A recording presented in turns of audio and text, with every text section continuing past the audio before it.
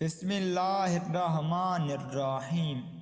ایک جامع مسجد کے خطیب کی ایک خوبصورت بیٹی تھی جو جامعہ میں پڑھتی تھی۔ ایک دن وہ جامعہ سے واپس گھر آئی۔ گاڑی سے اترتے وقت ایک لڑکے نے اس کا چہرہ دیکھ لیا۔ لڑکی بہت حسینہ اور جمیلہ تھی۔ لڑکے کو پسند آئی۔ اس نے پتہ کیا لڑکی خطیب صاحب کی بیٹی تھی۔ لڑکے نے اسی دن سے صف اول میں نماز پڑھنے کا اہتمام شروع کیا۔ اذان سنتے ہی وہ مسجد کے دروازے پر پہنچ جاتا۔ نماز تک تلاوت قرآن میں مشغول رہتا تھا۔ 6-7 مہینے تک وہ اسی معاملات کا پابند رہا۔ اس کے بعد اس نے والد سے شادی کی خواہش کا اظہار کیا۔ والد نے کہا ٹھیک ہے، دیکھ لیں گے مناسب رشتہ۔ اس نے کہا کہ لڑکی میں نے دیکھ لی ہے۔ والد کے پوچھنے پر اس نے خطیب صاحب کی بیٹی کے بارے میں بتایا۔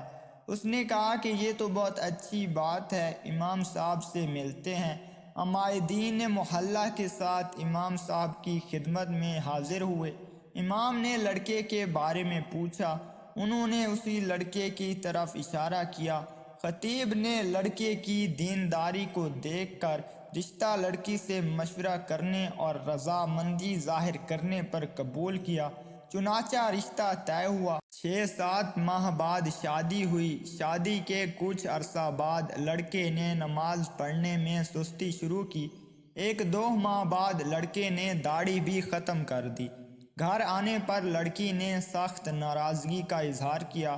اس نے کہا یہ نمازیں تو میں تمہیں حاصل کرنے کے لیے پڑھ رہا تھا، اب مقصد حاصل ہو چکا ہے، اب کیا ضرورت؟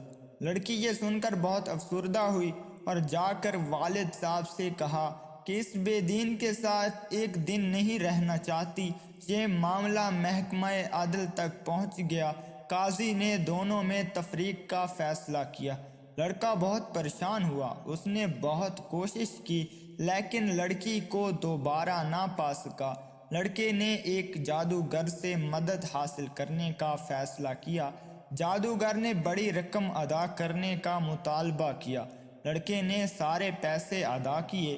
کچھ دن گزرنے کے بعد جادوگر نے مزید پیسوں کا مطالبہ کیا۔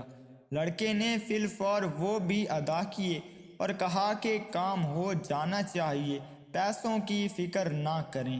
1 ماہ کے بعد جادوگر نے لڑکے کو بتایا آ جاؤ، اپنے پیسے لے جاؤ، تمہارا کام کسی صورت میں ممکن نہیں۔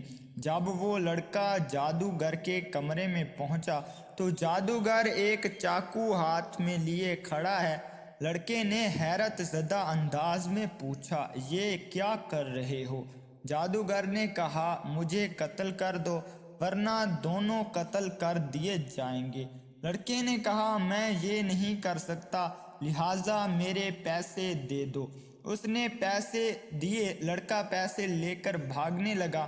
پولیس والے نے لڑکے کو پریشان حالت میں بھاگتے ہوئے دیکھ کر گرفتار کر لیا۔ پیسے ضبط کر لیے۔ لڑکے کے توسط سے پولیس جادوگر تک پہنچ گئی۔ جادوگر نے پولیس کو کہا میں مرنے والا ہوں، مجھے وہ نہیں چھوڑیں گے۔ پولیس دونوں کو قاضی کے پاس لے گئی۔ قاضی کو جادوگر نے پوری کہانی سنائی کہ ہم استمداد بالشیطان کے ذریعے جادو کا عمل کرتے ہیں اور کامیاب ہو جاتے ہیں، لیکن اس لڑکی پر جب میں نے یہ عمل کیا اور شیطانوں سے مدد حاصل کرنے کی کوشش کی تو اس گھر کی حفاظت پر فرشتے مامور تھے۔ پھر میں نے دوسرا عمل کیا، تب بھی فرشتے مامور تھے، لیکن پہلے سے تعداد میں زیادہ تھے۔ اس کے بعد میں نے رئیس الشیاطین سے مدد لینے کی کوشش کی۔ اس بار جب گھر کے پاس گئے تو وہاں فرشتے کھڑے تھے۔